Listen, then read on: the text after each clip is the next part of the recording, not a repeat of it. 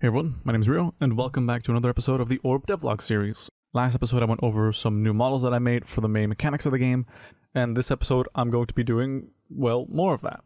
So, let's get into it. By the way, I also have an important announcement to make at the end of this video.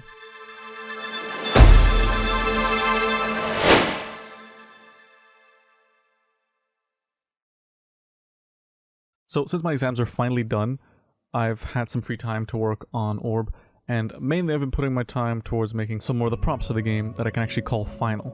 And it's definitely got me more excited for the future of Orb, seeing how all of these things improved compared to the old version.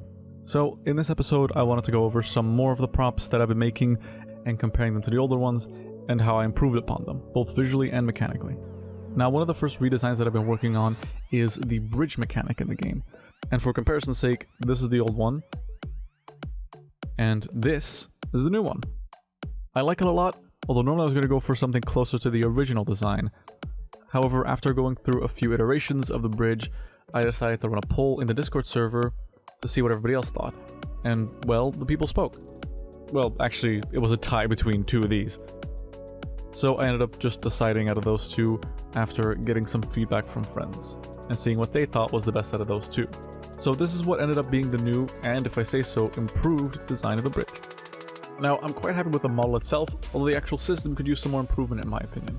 Here you can see how the old system functioned. If the player were to power the bridge, it would just extend from behind, well, this thing. I don't actually know what to call it, to be honest. But the bridge is basically just hidden behind it, and it will extend if needed, which works for most scenarios, although for some, there's an issue where the bridge could stick out the other end if it's too long. So to avoid this, I plan on having the bridge to be able to bend downwards as soon as it goes into the wall. I plan on doing this by using splines in Unreal Engine. Splines are basically a system where you can add props in an array that follow the curvature of a line, so oftentimes it's used for ivy and foliage in levels, or things like pipes and ropes. I'm no expert in the technicality of explaining these things, but if you want to learn more about it, I'll leave a link in the description about splines. But either way, my plan was to change the system from this to this.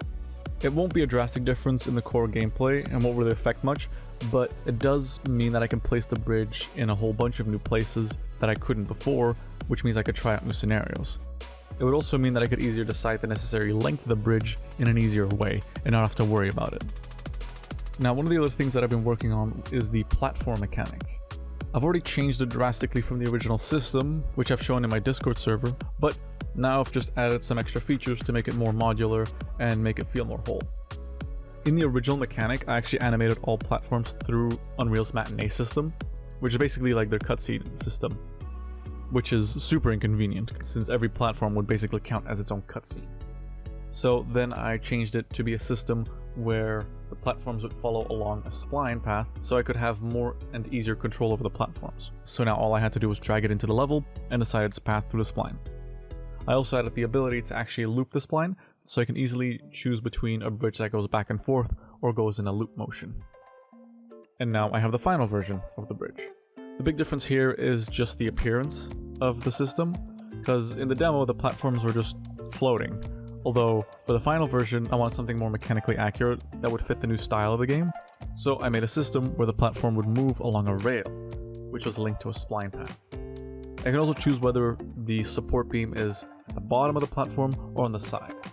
So, overall, I got plenty of modular settings in the new platform mechanic, which will definitely save me some time in the long run. Next I want to go over some minor props that I've been working on.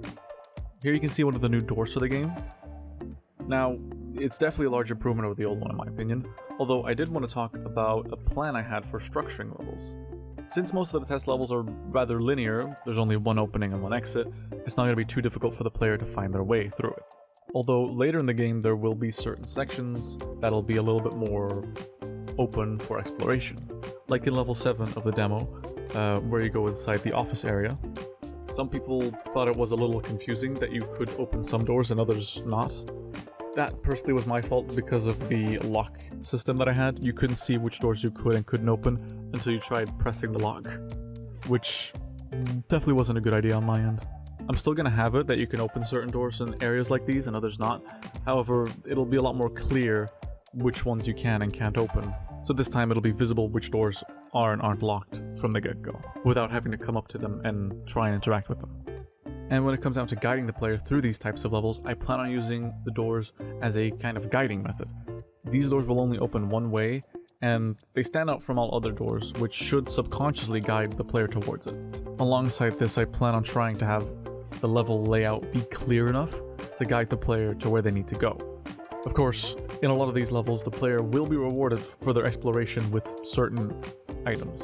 So I have a few more things that I've been working on lately, but I think I'll leave those for next episode. For this episode, I want to go over one more rather important thing that I've been redesigning.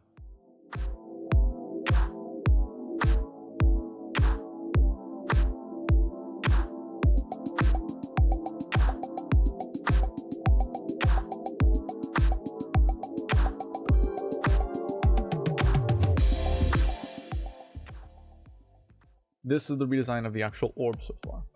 It's definitely a large improvement over the old one, and as you can see, it also comes with some new features attached to it. For one, the secondary orb that you get in the game after the first chapter goes from 4 dimensions to 3 dimensions, so as you can see, the design has been changed accordingly. I explained why I did this in a previous episode, and also the new addition of the ring at the top, which will be used as an indicator for the player to see in which dimension they are. The texture itself might change a little bit, but overall, I'm pretty happy with the current result of the model.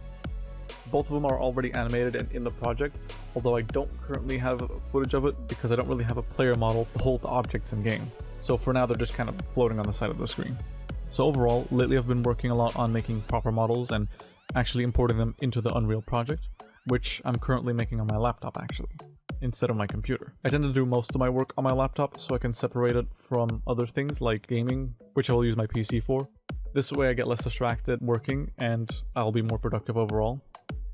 On top of this, my laptop is definitely not as good as my computer, so this forces me to optimize the game in a much better way, to a degree where I can actually run it on a mediocre laptop.